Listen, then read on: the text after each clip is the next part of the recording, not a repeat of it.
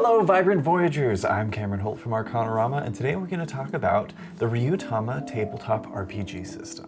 Ryuutama is a game designed to create a vibe more than anything else. A vibe that resonates with the tones of classic JRPGs and perhaps more gentle fantasy than the typical hack and slash of today, though there is combat. Compared to a more well-known game like Dungeons & Dragons, the Ryuutama system is distilled and simplified in a way that lets you enjoy the aesthetic without getting bogged down in the crunchier rules. Characters have 4 stats in Ryuutama: Strength, Dexterity, Intelligence, and Spirit. Rather than a number, each stat is tied to a die value, like a d6, d4, or d8. When the Ryujin, or Game Master, calls for a check, some combination of 2 of those stats are rolled in accordance with each other and added together to get your final number for the roll. For example, when attacking with a sword, you'll make an accuracy check, rolling Strength and Dexterity in combination. For this example, we'll say your strength is a d6 and your dexterity is a d8, so you'll roll a d6 and a d8 together, add up your total, and that's your accuracy roll. For any checks, your Ryujin has the option of letting you know what number it is that you're trying to meet with your roll. If you roll a 1 on both dice, that's a critical failure, or a fumble, and can result in a number of negative effects in the game. However, it also grants every other player at the table a fumble point that they can spend down the line to add 1 to one of their rolls without the cost of any MP. In this way, even a major failure can lead to future success.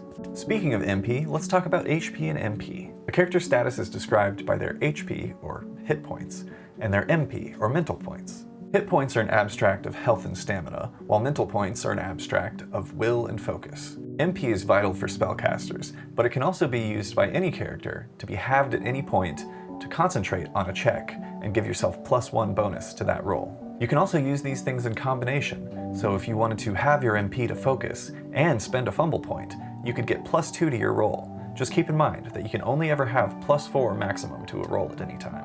Unlike many fantasy RPGs, combat isn't the main focus of this system, but rather the journey that your character takes. Every day in-game, the characters make 4 journey checks. 2 of these are individually rolled, and 2 of these are rolled by 1 party member for the group. The first of these is the condition check that you make every morning when your character wakes up. It determines your physical condition for the day. A low condition roll can make you vulnerable to magic attacks, but a high condition roll can actually grant you a bonus in die size on one of your stats. The travel check determines how much of a struggle the day's journey was. The Ryujin sets the difficulty class for the roll depending on the type of weather and terrain that you're traveling through. Unfortunately, if you fail your travel check, your hit points are halved for the rest of the day, unless you have some type of special herb or potion to keep you going. The direction check is pretty self-explanatory. It helps you figure out if you're going in the right direction, and if you're going to make it to your journey in the time that you've allotted.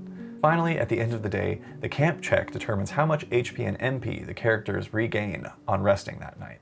There are obviously much more detailed rules available at kotohi.com and the Ryuutama sourcebook, as well as a slightly more simplified version of the game, called Picnic Mode, which is a little closer to what we're using for Beyond the Liminal Haven. If a nice, easy-to-pick-up game centered around travel and roleplay seems like it's up your alley, check out Ryuutama at kotohi.com. And also stick around and check out Beyond the Liminal Haven right here on Arcanarama, airing April 20th at 8 p.m. on Twitch and April 23rd at 9 a.m. on YouTube. It's a beautiful story that puts journey before destination, where Studio Ghibli meets the Oregon Trail.